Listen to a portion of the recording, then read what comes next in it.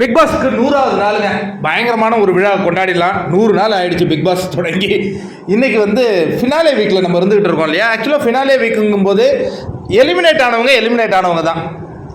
அவங்க வந்து சில விஷயங்கள் அவங்களுடைய ஆதங்கங்களெல்லாம் கண்டிப்பாக கொட்டுவதற்கு வாய்ப்பு இருக்கானா, கண்டிப்பாக அதெல்லாம் கொட்டல தான் செய்யணும். ஆனால் என்னென்னா இங்கே மாறி மாறி கொட்டுறான் இல்லையா, அதுதானே எனக்கு புரியவே இல்லை. இப்போ வினுஷா கேட்டதில் ஒரு பிரச்சனை இருக்கான்னா கண்டிப்பாக அவங்களுக்கு வந்து அந்த வலி இருந்திருக்கு. அதை நம்மளால் கண்டிப்பாக உணரத்தான் முடியுது. என்னென்னா, அதாவது நீ வந்து ஒரு நியாயத்தை கேட்டம்மா, அதை 2 இடத்துல கேட்டிருக்க. ஒரு இடத்துல வந்து நீ ரொம்ப உணர்வுபூர்வமாக கேட்ட, அது உனக்கு யூஸ் பண்ண மாதிரி இருந்தது. இன்னொரு இடத்துல வந்து அதை கேட்க வேண்டிய இடத்துல, ஏன்னா அந்த பிளாஸ்மாவில் நீ கேட்டுட்டு போகும்போது அந்த இடத்துல வந்து சாரி கேட்க சொன்னேன். ஆனால் மக்கள் மறந்துடுவாங்க அப்படின்னா மக்கள் எப்படி மறப்பாங்க? இன்னொன்று, நான் பாதிக்கப்பட்டவன், நான் தான் அதுக்கான ஒரு முடிவை எடுக்கணுமே தவிர்த்து நீங்கள் அதை எடுக்கக்கூடாது அப்படின்னு கேட்ட அந்த ஒரு சரியான கேள்வியை நான் கண்டிப்பாக பாராட்டுறேன். ஆனால் அதே வினுஷாவுடைய அந்த ஒரு போஸ்ட் ஒன்று வந்திருந்தது, அவங்களுக்கு வந்து அந்த ஜஸ்டிஸ் கிடைக்கலன்னு சொல்லிட்டு. ஏன்னா இது ஒரு சாட்டர்டே எபிசோடில் அவங்களுக்கு நியாயம் கிடைக்கும்னு அவங்க நினச்சாங்க. பட் அந்த சாட்டர்டே எபிசோடில் அது பேசப்படலை. அப்போ வந்து ஒரு போஸ்ட் போட்டிருந்தாங்க, புள்ளி கேங்குன்னே போட்டிருந்தாங்க. புள்ளி gang, this is not for, இது சிரிப்பதற்கான விஷயம் அல்ல அப்படிங்கிற மாதிரி போட்டிருந்தாங்க. இப்போ அந்த புள்ளி கேங்கின் தலைவரே உள்ளே இருக்கிறாரு. ஏன் ஒரு வார்த்தை கூட கேட்கல வினுஷா? இதை கேட்கணும். ஏன்னா இப்போதான் எனக்கு அது சந்தேகம் வருது. வினுஷாவை கூப்பிட்டு இந்த மாதிரி இந்த இடத்துல நீ போய் கேளு அப்படின்னு யாரோ ஒருத்தவங்க ட்ரெயின் பண்ணி அனுப்பியிருக்காங்கிறதுல என்னால் உணர முடியுது. ஏன்னா வினுஷா 2த்தையும் கேட்கணும். வினுஷாவின் வலி வேதனை எல்லாமே எனக்கு புரியுது. ஆனால் 2 இடத்துல அவங்களுக்கு அந்த வேதனை இருந்திருக்கணும். நம்மளாம் என்ன நினைச்சோம்னா, வினுஷாவின் அந்த அவங்களுக்கு ஒரு நியாயமே கிடைக்காத போது அர்ச்சனா அந்த சண்டை போட்டதுனால கிடைச்சதுன்னு நம்ம நினைச்சோம். பட் அதுக்கு அவங்க மாற்றா நினைச்சுக்கிட்டாங்க. ஓகே, அது கூட தப்பு கிடையாது, அது அவங்களுக்கு மைலேஜுக்காகவே வச்சுக்கிட்டாங்கன்னே நம்ம வச்சுப்போம். ஆனால் அந்த புள்ளி கேங் அப்படிங்கிற ஒரு வார்த்தையை அவங்களுடைய இன்ஸ்டா பேஜில் நான் பார்த்தேனே, அதே மாயா அங்கே இருக்காங்களே, அவங்களே கேட்குறாங்களே. அவங்ககிட்ட கேட்டீங்க, என்கிட்ட ஏதாவது கேட்கணுமா அப்படின்னா, உங்ககிட்ட நான் வெளியில் வந்து கேட்டுக்கிறேன்னா, வாட் இஸ் திஸ் 2 பேர்கிட்ட தானே கேட்டுருக்கணும் கேள்வியை. மாயா, நீங்கள் வந்து அதில் சிரிச்சிங்கல்ல, அது எனக்கு அப்போ எரிச்சலாக இருந்தது. ஒரு வார்த்தை சொல்லியிருக்கலாமா வினுஷாவை? அப்போ இது ஏதோ ஒரு பிளான் தான். பட் இருந்தாலும் வினுஷாவுக்கு நியாயம் கிடைக்கும். அர்ச்சனா தெரிஞ்சு செஞ்சாங்களோ தெரியாமல் செஞ்சாங்களோ, அர்ச்சனா அன்னைக்கு அந்த உப்புமா சாப்பிட்டதுனால தான் அந்த பையன் வந்து வினுஷாவுக்கு சபையறிய மன்னிப்பு கேட்டாப்புல. அது அவங்களுக்கு கிடைத்த நன்றி. இது அவங்க அம்மாவும் பாட்டிமாவும் பார்த்துக்கிட்டு இருந்தீங்கன்னா, வினுஷாவுக்கு நியாயம் வாங்கி கொடுத்தது யார் கிடையாது. அந்த முதல் இன்சிடென்ட்ல நியாயம் பேசப்படலை, 2வது விஷயத்துல தான் பேசப்பட்டது. அதை ஒத்துங்க.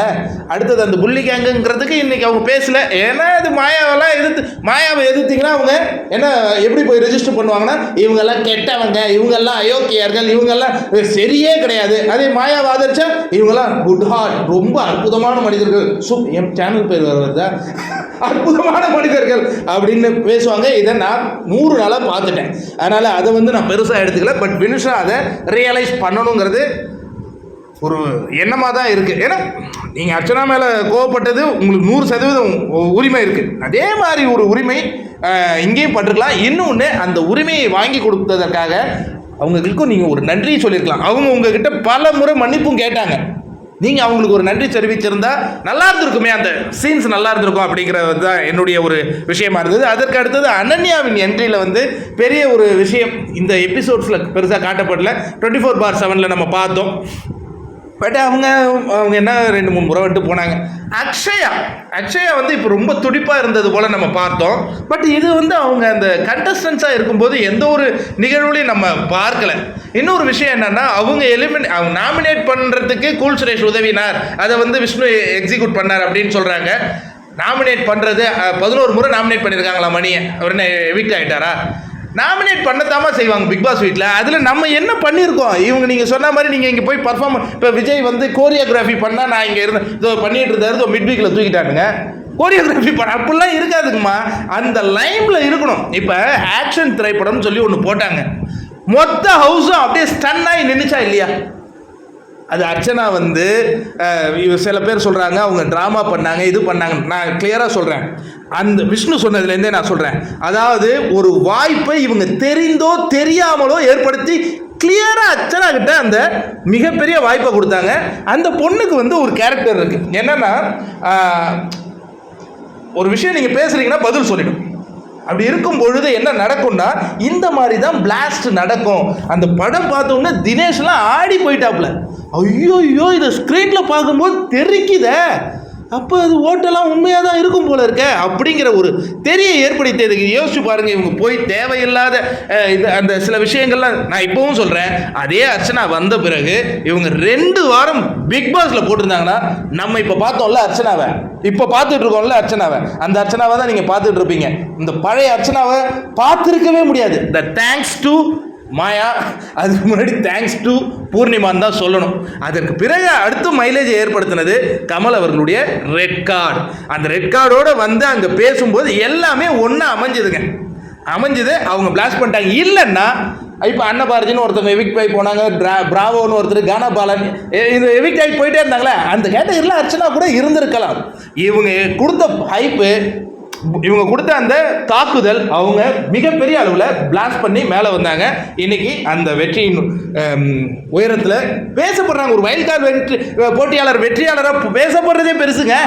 அந்த இடத்துல வந்து நிற்கிறாங்க. அதற்கு அடுத்ததாக வந்து இந்த விஷயம் வந்து அர்ச்சனாவை நான் வந்து கண்டிப்பேன். எங்கன்னா விஷ்ணு புஷ்ணு கிருஷ்ணுன்னு ஏதோ ஒன்று கூப்பிடுறாங்க.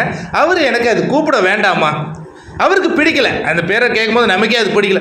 ஓகே, நான் இதுக்கப்புறம் கூப்பிடல அப்படின்னா அதில் ஒன்றுமே பிரச்சனை கிடையாது. அதுக்கு வச்சவங்கள போய் கேளுங்க அப்படின்னா விஜய் வர்மா வச்சாரு, கமல் எபிசோடில், இதெல்லாம் தேவையில்லாத விளக்கம், புரியுதா? அப்போ தினேஷ் சொல்கிறாரு அது தொட்டா சினிங்கன்னு ஒருத்தர் இவருக்கு சொன்னார், அதுவும் பிக் பாஸ் சொல்லி சொன்னார். உடனே அவங்க அன்னைக்கு பண்ண ரியாக்ஷன் என்னன்னு, அது ஏன் இது வந்து அர்ச்சனா எல்லாருமே உங்களை பேம்பர் பண்ணிகிட்டே உட்காந்துருக்கிறதுக்கு அது சொந்த வீடு கிடையாது. சொந்த வீட்லேயே அப்படி இருப்பாங்களா என்னன்னு தெரில. பிக் பாஸ் வீடு எல்லாரும் ஜெயிக்கத்தான் வராங்க.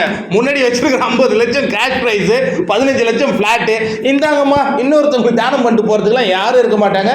அந்த இடத்துல வந்து அவங்க பேசுனதில் அந்த இடத்துல அவங்க பக்கம் தான் கரெக்ட். அதில் வந்து இன்னொன்று ஏன் அர்ச்சனா அப்படி பிஹேவ் பண்ணுறாங்கன்னா, அவங்களுக்கு நேற்றுலேருந்தே அட்டாக்கிங் வந்துக்கிட்டே இருக்குது. நேற்றே ஆரம்பிச்சிட்டாங்க. நேற்று ஓட்டு யாரும் கேட்கல. அதுக்கு அடுத்தது பார்த்தீங்கன்னா இவங்க வந்து சீட்டிங் பண்ணி தான் இந்த அளவு வந்துட்டாங்க அப்படிங்கிற மாதிரி ஆக்டிங் ட்ராமான்னு சொல்லிகிட்டே இருக்காங்க. இன்னொரு விஷயம் என்னன்னா, பிக் பாஸ் வீட்டுக்குள்ளே அப்படி சொல்லத்தான் செய்வாங்க. அதை சஸ்டெயின் பண்ணணும். உடஞ்சி இன்னும் 3 நாள் தானே இருக்கு, நிற்கணும். இன்னும் தாக்குதல் நடத்தி இன்னும் வெளியிலேருந்து வர போட்டியாளர்கள், அடுத்தது ஜோவிகா வந்து ஒரு கதையை வைக்கும், அதுக்கப்புறம் விக்ரம் வந்து அவன் கூட ஒரு கதையை வைப்பான், எல்லாரும் வைப்பாங்க.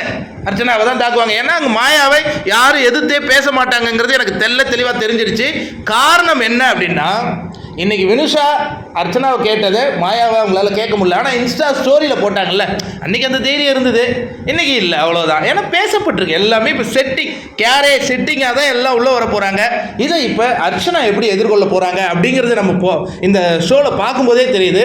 அர்ச்சனா ஒரு போட்டியாளி, அவரை டார்கெட் பண்ணுறதுக்கு இப்போ எத்தனை பேர் சூழ்ந்து நிற்கிறாங்கன்னா, தினேஷ் முதல் ஆளாக நிற்கிறாரு, விஷ்ணு அவருக்கு சப்போர்ட்டிங் ரோல் பண்ணுவார், மணி பெருசாக பண்ண மாட்டாப்புல, இந்த பக்கம் வராங்கல்ல மற்ற கெஸ்ட்டு அவங்க எல்லாமே நிற்பாங்க. மீண்டும் அந்த பொண்ணு நீங்கள் அந்த பழைய இதில் பார்த்ததை மீண்டும் பார்க்குறதுக்கும் பை சான்சஸ் இருக்குது. ஏன்னா தட் இஸ் அர்ச்சனா. அவங்க அந்த எவ்வளவு அழுகுறாங்களோ அதே அளவு அவங்க கம்பேக்கும் கொடுப்பாங்க. ஆனால் வெறித்தனமாக இருந்ததுங்க அந்த ஆக்ஷன் குறும்படம். இன்னொன்று விதிமீறல் ஒன்று போட்டிருந்தாங்க, அது நம்ம பார்த்தது தான். அது விதிமீறலை வந்து பிக் பாஸே அது சீரியஸாக எடுக்கல. இன்னொன்று ஆக்ஷனில் நிறைய இருப்போன்னு மாயா தன்னைத்தானே நினைத்து கொண்டார்கள். ஹீரோ இருக்கும்போது காமெடியனை உள்ள எப்படி வைப்பாங்க?